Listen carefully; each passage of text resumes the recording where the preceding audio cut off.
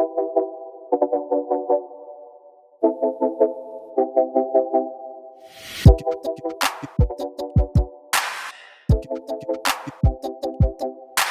going on, everybody? It's Jeff Grammer with the Albuquerque Journal, and this is episode 98 of the Talking Grammar podcast.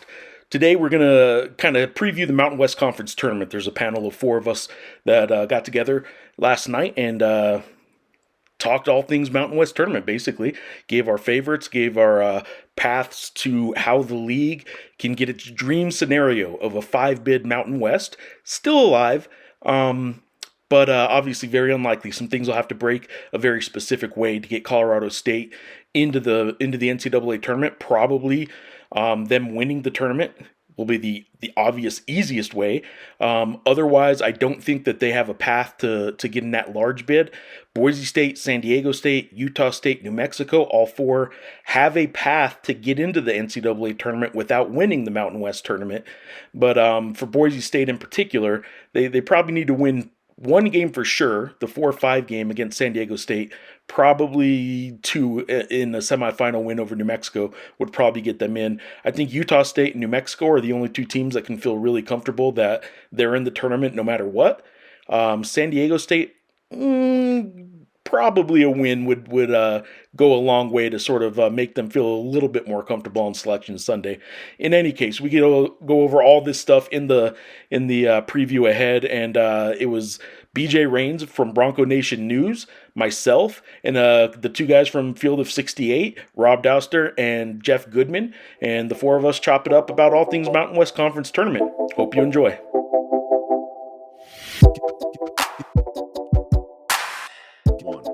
Hello and welcome to another episode of the Mountain West Insider Podcast on the Field of 68. My name is Rob Dauster, and I have an esteemed panel today to break down the Mountain West tournament. We have Jeff Grammer, who knows the Mountain West and the New Mexico Lobos better than anybody. We have BJ Rains from Bronco Nation News to help us talk through whether or not the Broncos are going to end up in the NCAA tournament this year. That's one of the biggest storylines we have here in the Mountain West tournament this year. And, of course, we are stuck with the kitchen man, Jeff Goodman, broadcasting from his oven. My favorite part about this, guys, this is the fifth thing that I've recorded with Goodman today, and every single time there's been a different angle of like what I'm looking at in the kitchen. But I have cleared. Last week when we first got here, my wife did some shopping, and the counter was full of food. So they made fun of me for that. So I've at least cleared it off. So there's just not many good lighting options here. I'm renting the place, and I'm not going to be here a whole lot anyway this month. So let's not blame it on the lighting. Yeah. What are you trying to say, Grammer? What are you trying to say? Me? It's all you. Trying to say I have a face for radio? I've heard that a few times before. Mm-hmm.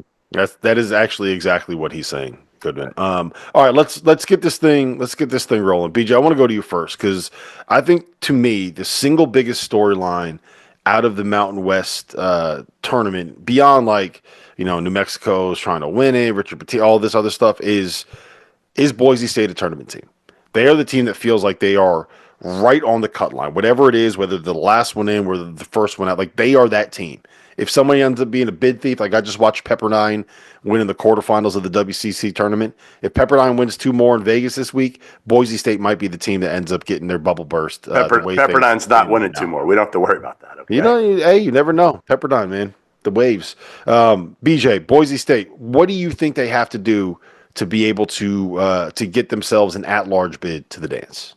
Oh, I think they got to get to the championship game of the conference tournament, really. I mean, because they're, already out on most people's list, and they still have another loss coming if they're going to be an at-large team. So, I think that they've got it sets up nicely for them. I mean, they have two quad one opportunities here with San Diego State and then with New Mexico. So, I mean, they're going to have a chance. San Diego State's not a great matchup for them. They've lost to them twice, but if Magoon Guat doesn't play, that's a different story. I think he had, I think San Diego State had 10 blocks against them last time they played. So, if if Guath doesn't play, they certainly have a chance in that one. They beat New Mexico at home, but obviously got killed by them on the road. So who knows what would happen if they played in the semifinals. But, I mean, they have the Clemson win, which was really nice. They have the St. Mary's win. Obviously, they've beaten two other teams in Utah State and New Mexico that are going to be in the tournament. But, I mean, that Colorado State game, it was all, right there for them at home on senior night and just couldn't get it done. But that wasn't the game that kept them out. It was losing to Boston College down in the Cayman Islands. It was losing to Washington State earlier this year on a neutral. I mean, they've had some bad losses earlier in the season that are probably hurting them more than last night's game was. They had a Utah State, game on the road, a 4-point play for Ian Martinez where they could have won. They should have won in Fort Collins, had a late 3-pointer too. So they've had some close games go against them, but this is the situation they're in. And you look at, I think, 45 in the net this morning, and then obviously some other, I think 42 at Torvik, 49 at Ken Palm or something. So the metrics just aren't quite there. I think they've got to win for sure one, but probably two to even be in consideration. But I think their mindset probably is go down there and try to win the tournament. And if you look at their history in this tournament, it hasn't been great. They've not played well in the Mountain West tournament, so maybe this is the year that can change. I don't know. Yeah, Grammer, is that where you're at with Boise State and kind of bigger picture? We've been pushing here 5 Mid-Mountain West, right? I think that there are 5 tournament caliber teams in this conference, but I think the more likely outcome is somewhere between 3 or 4 that actually hear their names called on Selection Sunday. Yeah, I mean, I think that 4-5 game between San Diego State and Boise State, as crazy as it sounds, if San Diego State loses, they have a better chance, certainly a better chance of staying in the field because they have the Houston win. And as good as the Clemson win is, that there's not a better win than that Houston win in the Mountain West right now. And San Diego State's name alone probably kind of helps it a little bit too. But man, that's going to be a hell of a game to watch two teams that are very good teams. Obviously, you got San Diego State in their history. You got Boise State, who's got a squad. They got Tyson Dagenhart. They got Cardenas, and they were picked to win this league this year, right? And those two teams might be playing for the NCAA tournament on a Thursday evening in the Mountain West tournament. So that to me is probably the game of the whole tournament. I think you get that win and you feel a little bit better about things. I think BJ's probably right that Boise probably does need to get to the championship just to feel really comfortable. But as far as momentum goes, Colorado State's looking really good. Utah State's not looking good, but they're probably comfortably in. So I'd say of all the storylines in this entire tournament, that 4-5 game's about right at the top of the list.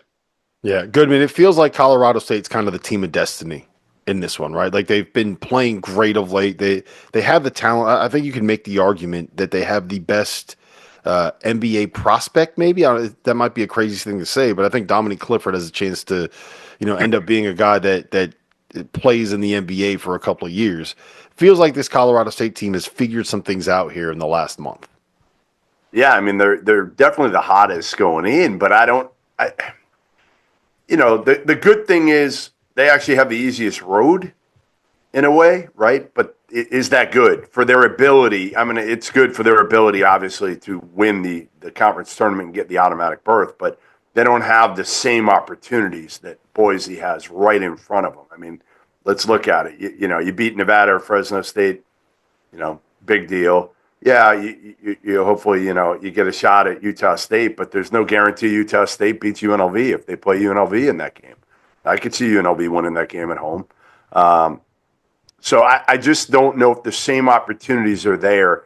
I think this thing's wide open. I think the league's been wide open from start to finish this year, and that's kind of the beauty of it.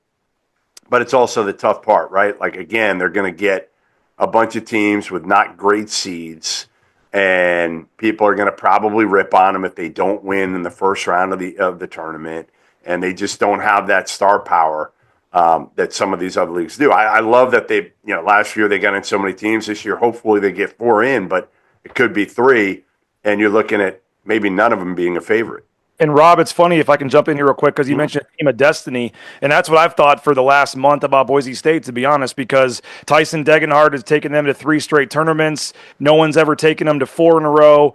They've as everybody knows, they're 0-10 all time in the NCAA tournament. They've never won a game, and you would just seem like a Tyson Degenhart's career. He's I think 43 points. No, excuse me, 32. He's now 32 points away from being the all-time leading scorer, and so it's kind of felt like, at least to me, me that this was a team that was okay. It's been an up and down year, but it just doesn't seem right for Tyson Degenhardt to flame out and not make the tournament as a senior. It doesn't feel right for Alvaro Cardenas, who has just been an unbelievable one-year addition for Boise State and is everything that's right about college basketball on and off the court. Just been a tremendous leader in person. For a guy like Alvaro Cardenas to never play in the NCAA tournament just doesn't seem right. So I know fans in Boise and everybody that follows them, it has felt like, all right, maybe this is just, and that's why it's like, like they've played terrible in the tournament. They've lost twice to San Diego State, but maybe this is just the year anyway. It's not going to matter. They're just going to go down there and win this whole tournament whenever, because everyone's counted them out numerous times this year. They lost in Moby Arena. They were 13-7 on the season, and it was a rock bottom moment. They were 5-4 in the conference, and you're like, oh man, is this team going to finish 500 in the league? What's going to happen? Then they win 9 out of 10. They lost the San Diego State game on the road. Everyone gave up again, and then they go on a 5-game winning streak, and then they lose to Colorado State, and it's the same thing. Now you got to win the tournament. Now they're not going to get in. So we'll see what happens. They're certainly capable of losing to San Diego State, but I certainly think they're capable of going on a run here and maybe winning this whole thing. And it's just funny you use the word destiny, because at multiple times this year I've said, you know what, it just seems like Boise State somehow, some way, if there's ever a Disney movie to be written, maybe it would have been with Max Rice last year, but I mean this year with Tyson, it just seems like it. So that's what people in Boise are holding their hope on, that there's some special magical run here. But certainly just as easy as they've already done twice this year, they could, lose to San Diego State and find themselves in the NIT or the Crown tournament as well. I would love to have Degenhardt in it. Yes. Listen, as you say it, BJ, I love that kid. I love him for being loyal. When, let's face it, he could have went in the portal at any point, and we know he could have made probably double the money he's making right now. I hope they get in for him as much as anything. I really do. And, even if they get in the playing game, like, to me, even if you sent to Dayton, there might be a better chance that they win that game in Dayton. Boise's done that a few times, right? They've been in Dayton, what, 3 times? Deion Rice would never be happier about going to Dayton than this year, no doubt. Yeah. All right, Graham, I want to hit you on New Mexico. So They won the league, outright regular season champs. I don't know if Donovan Dent ends up being the conference player of the year, because I feel like the Neek might have made a little bit of a run there, but he is, for the most part, probably the biggest name in the conference. You have the biggest name coach in the conference, and they have looked, for the most part, like the team that's going to be the biggest threat to make a run in March this season. What do you make of the Lobos? What do you make of their chances to make some noise here, not just in the Mountain West, but in the NCAA tournament as well?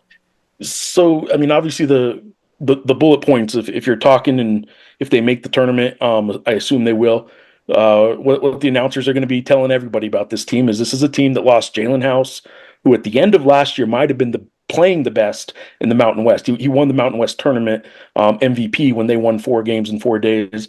They lost Jamal Mashburn Jr., who's number 4 in the country in scoring right now, and they lost JT Toppin, who might just find his way onto an All-American list here in a week or two, and he'll be in the NBA in a couple months, right? They lose those 3 players. For a moment in the offseason, John Tanji was committed for about 48 hours, and this team is much better than any of the previous teams that Richard Pitino had, because it's just built better. It's constructed better. You're lined up at the 1 and the 5 with a fantastic point guard in Donovan Dent. You got Nelly Jr. Joseph, who kind of came into his own a little bit this year. After last year, he didn't get to town from Nigeria until the day before their second exhibition game. It was late October that he arrived in the United States. He had no preseason, no summer. He had a visa issue that kept him in Nigeria till October.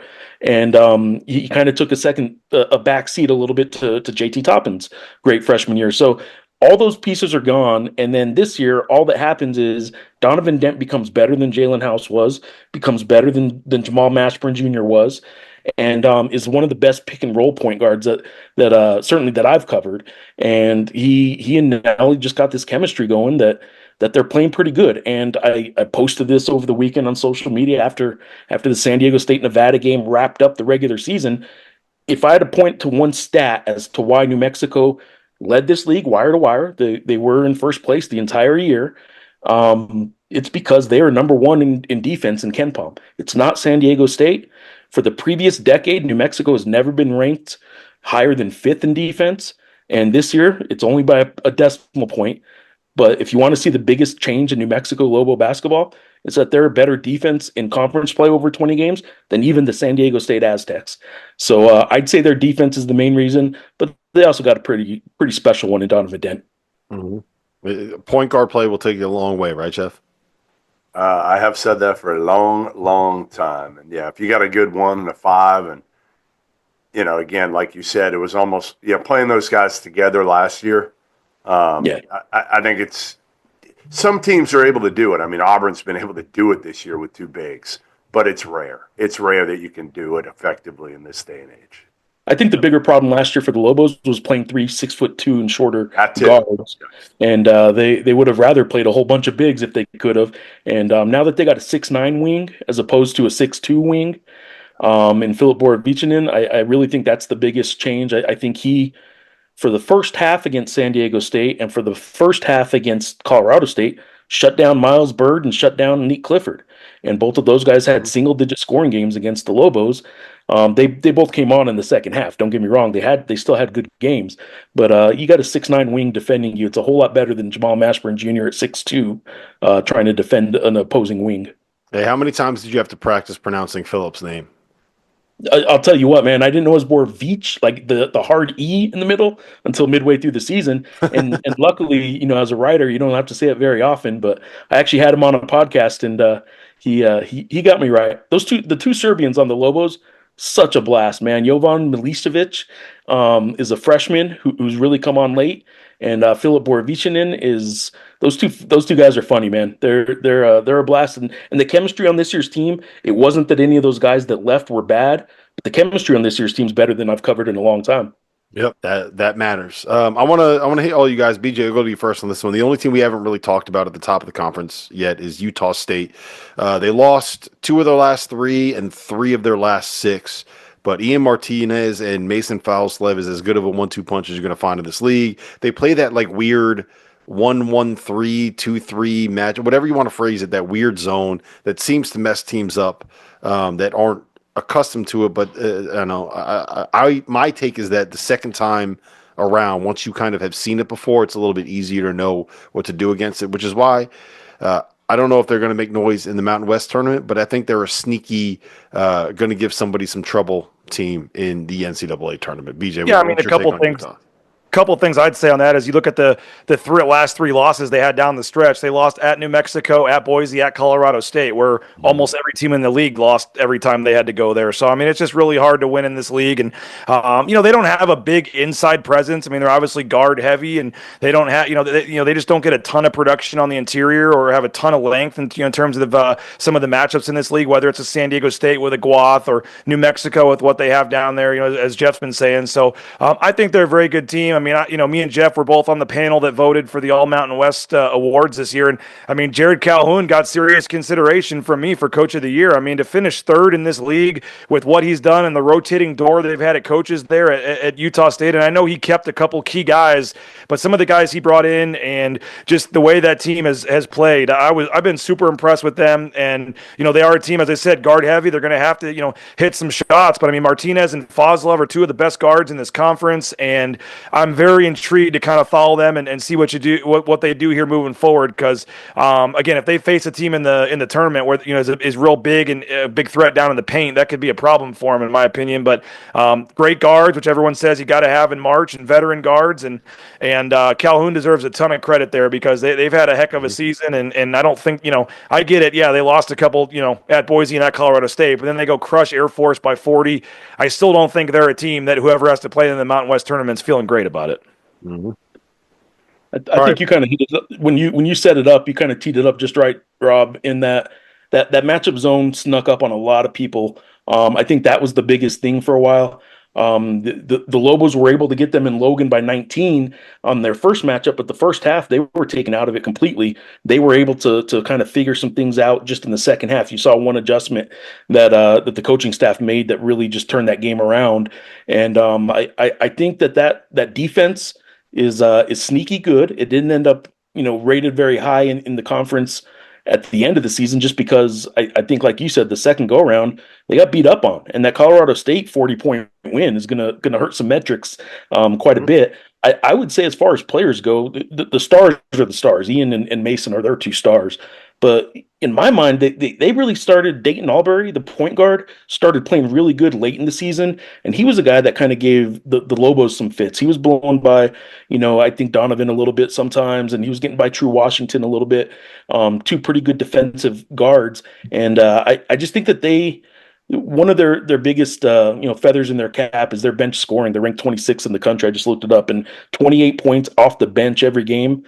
They're deeper than really any team in the league. They use their bench more. I don't know if that necessarily always means you're deeper, but they do use their bench more than any team in the league. All right, I need everyone on this podcast right now. You got to pick someone that plays on day one to be able to make it to at least the semifinals. Goodman, I'll go to you first, then you go BJ, then Grammer, you go next. I'm going to go UNLV is the easy one, right? I mean, that's the easy one. Kevin's obviously got some pressure on them. They're at home. They've got a terrific point guard. I don't know. I mean, again, I just look at it and kind of say some of these other teams, I don't really see it happening. Maybe Nevada, but I'll go UNLV for sure.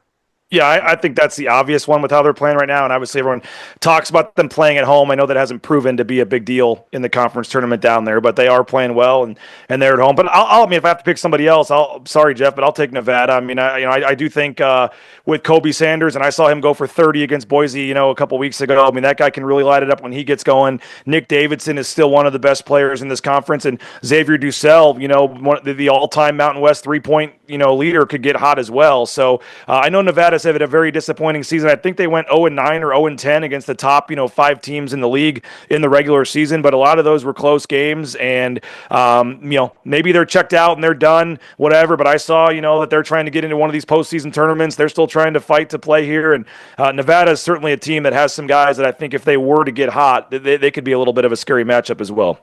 So the day one, that's 6 and 7, and I'll go. I mean, look, I covered the Lobos, but they're 12-0 against the bottom half of the bracket. Against their half of the bracket, they're 5-3 this year. They split with San Jose State, the 8 seed. They lost at San Jose State, who had a lot of close games. And against Wyoming, they were down double digits both times they played Wyoming. So, like, as far as the 1 seed goes, they're actually getting a really rough 8-9 winner out of that. And I'd say both of those teams have a little bit of a chance. Now, the path for the 8-9 guys is horrible because they play the 1 seed. Then they were either going to play a San Diego State or a Boise State trying to get in the NCAA tournament. But San Jose State and Tim Miles played a lot of teams really close this year. And Obi Ogbin for Wyoming, like, when he gets in a little bit of a groove, and he's done it late in games quite a bit, there's nobody stopping his step back three. And Sundance Wicks has enough energy to keep the Thomas and Mack lights on himself, and I'd say either one of those 8-9 teams, especially since Nevada and UNLV are already off the board. I'd say either one of the 8-9s could make a little bit of a run.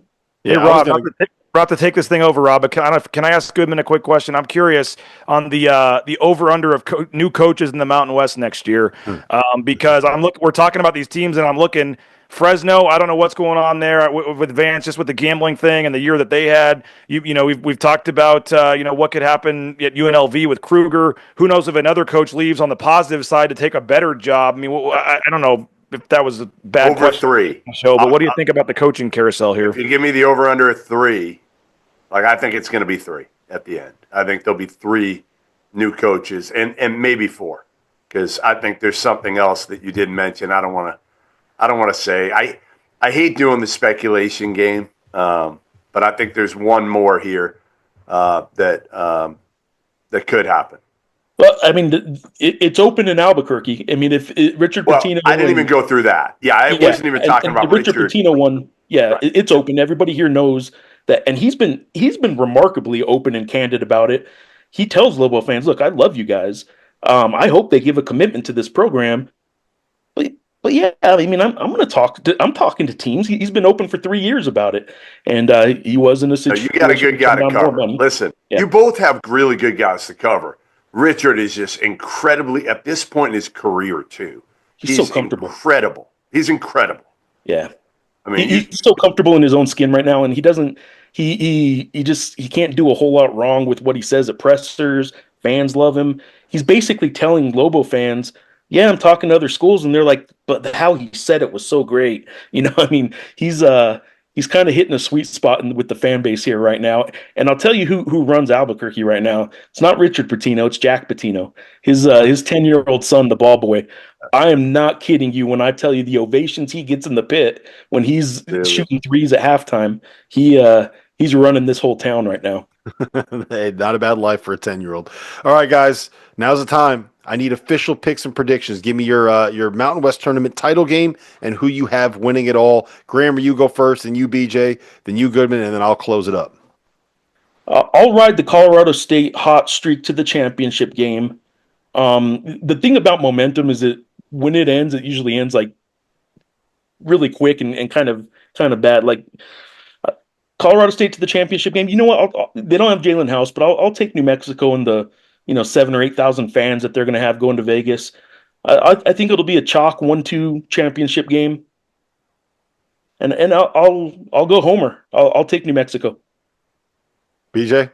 I mean, it's hard to go against New Mexico with what they've done, and maybe probably having the coach of the year, player of the year, and the record they had against the other top teams in the league. Yeah, I mean, I think they swept Colorado State and Utah State, right, Jeff? Correct. And so, and obviously beat Boise State. So I'll ride the New Mexico to the championship as well, but I'll take Utah State. I mean, Colorado State's very hot. They're getting a lot of love, but I mean, if, they're down 9 to Boise midway through the second half, if they lose that game, they're the 5 seed or whatever in this tournament. So, I mean, they're playing very well. I get it, but I'll take Utah State to beat them in the semifinals. They've got some good guards, and I know they haven't played great, but Utah State's been one of the best teams in the league all year. And so just to be, I mean, I think Colorado State could very easily do it, but just to play contrarian, I'll take Utah State, New Mexico in the finals, and I think New Mexico goes regular season, postseason as well. I think that I do think Boise State beats San Diego State, by the way, if you want to call me a homer for that as well. But I saw some title odds, and they had Boise State as way better favorites than San Diego State. So Vegas might know something about Guath that we don't know in terms of him not playing. And if Guath doesn't play, I think Boise State wins that game because, like I said, every time Boise State's counted out, they've come back and played very well. I think that's a very, very close game, New Mexico and Boise. Wouldn't surprise me at all if Boise State does win and get to the championship. But I think I'll take the regular season favorite, New Mexico, to beat Utah State in the championship. All right, I'm going with the game I want. All right, the game I want is honestly, I mean, if you give me anything, it's Boise, Colorado State. That's what I want, because then I think you have a chance here of getting 4 or 5. I mean, if it goes perfectly, and I think that's what Colorado State beating Boise in the title game. Boise's got to beat New Mexico. That's Right. exactly what I was going to say. Let's speak it into existence. Yeah, I mean, Mountain West. Boise beat San Diego State. They beat New Mexico. Colorado State gets past Utah State and then beats Boise for the automatic bid. You got a 5-bid Mountain West right there. Why don't the coaches just talk about this? I mean, then Richard Big gets collusion, off the man. 8-9 Big game. collusion. Come on, right? let's go. Get Richard off the 8-9 game, because you don't want to be there. Where he is right now is the worst possible place, which is probably right on that 8-9 line. So you got to get off that, and that means losing early. You get some more rest. Richard can drink some more wine, whatever it is, and he'll be fine. And then you get Leon happy. He gets the title game. They're in. Tyson Degenhart gets in, and Colorado State gets, like, again, I don't think it's going to break that way, but it's not impossible. I mean, again, Jeff, if LeVar Ball taught you anything, you got to speak it into existence. Can't drop LeVar Ball's name on this podcast. Can we just strike that? I just did. I will say this, like, I would be shocked if the Mountain West got 5 teams. I know it'd be fun to talk about, but I will say the thing that no one's talking about, and the Mountain West not getting all this respect, like, I believe 5 of the 12 committee members are new this year, and I think there's 5 new committee members, so I don't think it's a given that the Mountain West is going to just get the same lack of respect that it got last year when you have almost a half new committee on this. So I'm not expecting the Mountain West to get a lot of love. They typically don't. Boise State has gone to Dayton like twice when they probably shouldn't have had to go to Dayton, should have been higher than that, especially last year. So I get it. The Mountain West typically does get jobbed in a lot of this, but I think it is a real talking point that almost half this committee is new, and we don't know their thoughts on this, and maybe the Mountain West does get the benefit of the doubt this year. I'll say, too, like, for the first, I just saw this stat earlier today. For the first 22 years of Mountain West existence, the Mountain West got 4 or more teams in 3 times. They've gotten 4 or more teams in the last 3 years. Mm-hmm. So 22 years, it took them first 22 years to get 3 of that to happen. And then the last 3, it's happened every year. The Mountain West isn't getting as disrespected.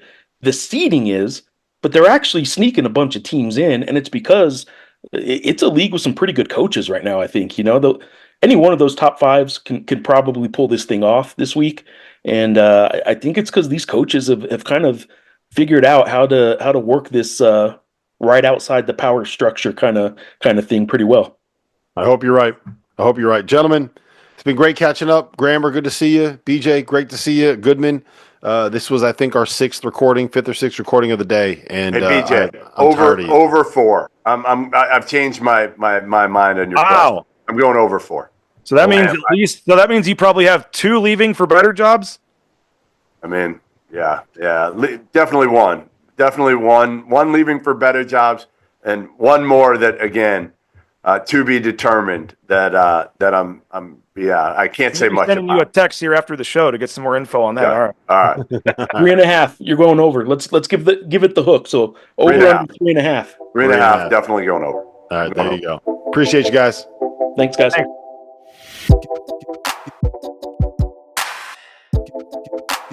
All right, well, there you go. That's our preview of the Mountain West Conference Tournament. Hope you got some information out of that. Hope you enjoyed this year's Mountain West Conference Tournament. I do think it's a really good tournament. All top 5 seeds, I think, have a chance. I don't know that 6 and below really have a very good chance. I know UNLV in their home gym. UNLV's been actually playing very good. If they get Deion Thomas back and can still kind of keep some of the defensive performances that they've had over the last 5 games. They've been 4-5, I think it is, with Deion Thomas out injured, and he is their star. They are still better with him, but they kind of found something that was working defensively, especially in his absence. So if they could keep that going and he comes back and kind of returns some of their offense, I really think UNLV is a lot more dangerous, but I don't know that I see them winning it out of the 6th seed spot. Remember, there's only been one team to win this tournament with 4 wins in 4 days, and that was last year, the New Mexico Lobos, with Energizer Bunny player and Jalen House leading the way. So it will be interesting to see how Donovan Dent does leading this team after last year being very sick during the conference tournament. It will be interesting to see Nick Clifford and Colorado State try and continue their just torrid pace that they've been on. Like they've been killing everybody lately, right? Double-digit wins on the road, blew out Utah State, making a case late for Coach of the Year, Player of the Year. It's been a hell of a run for Colorado State, and let's see if they can continue it. Their path on their side of the bracket's a lot easier than the top half of the bracket. Good news, bad news. If you're the Rams, good news is you have a little bit easier path to get to the championship game. Bad news is you don't have any opportunities really on that side, certainly not as many opportunities on that side of the bracket to impress the NCAA selection committee and get your metrics up and your computer numbers up. So I think Colorado State needs to win this thing, and certainly has been playing well enough to do so. They have statistically been the best team in the past month of the season, and Nick Clifford certainly has a lot to prove because there are some doubters, a lot of them in Albuquerque, and a lot of them will be in the pit, or in the pit west, I guess, as they call it, will be in the Thomas and Mack this week, supporting the Lobos. And I do think that Donovan Dent is the player of the year. He got my vote, but I think Nick Clifford had a player of the year worthy season. I think anybody that wants to diminish either of those two to make a case for the other is really doing an injustice to 2 fantastic college basketball seasons that we just got to watch. So both of those players are great. Both of those teams are playing great, and both are 8-2 in the final 10 games of the regular season. Both of them are, and of course, New Mexico was able to sweep Colorado State pretty convincingly in both games. One of them ended up being an 8-point win, but the Lobos were up by 17 in the final minute 37, and called their offense off. Didn't run any offense after that, and Colorado State was able to put up 9 points and make it an 8-point game there at the end. But it was a no-doubt win in Moby Arena, a no-doubt win in the pit. I don't think it would be a no-doubt win if they play again, not the way Colorado State's playing right now. So it should be fun. It'll be an interesting tournament. It's always a good one. Love or hate the Mountain West, I'll tell you this, they put on a good tournament. They really do. National writers that come in, national journalists that come in say the same thing. The Mountain West has always put on a very good product with their conference tournament, and I expect nothing short of that happening again this week in Las Vegas. The last thing I'll say is the Mountain West could be anywhere from a 2-bid league, probably more likely a 3-bid league, could be a 4, and then a long shot at a 5. But what's interesting about this league is the first 22 years of this league's existence, they had 3 seasons out of 22 in which they got 4 or more teams in the NCAA tournament. The last 3, they had 4, 4, and 6. So it took 22 years for them to get 3 of them, and then the last 3, they've gotten 3 more with 4 teams in the tournament or more. They want to keep that streak going, obviously, and the path to do that is there. There is an opportunity to get 4 teams in, but it'll take a little bit of work and maybe a little bit of luck, and we'll see. Should be fun. Thanks for watching. Follow all my work this week at the Mountain West Tournament at abqjournal.com. Subscribe if you can. Support local journalism. abqjournal.com/subscribe is how you can get our digital subscription offers and our print subscription offers. Keep following along on social media, on all these podcasts, whether you're watching or listening. Hit like, hit subscribe, whatever you can do. Appreciate you guys for being a part of the journey all season, really. And it's not over yet, so hopefully we'll have a little bit more fun with this over the next few weeks. Thanks, guys. Thanks for watching.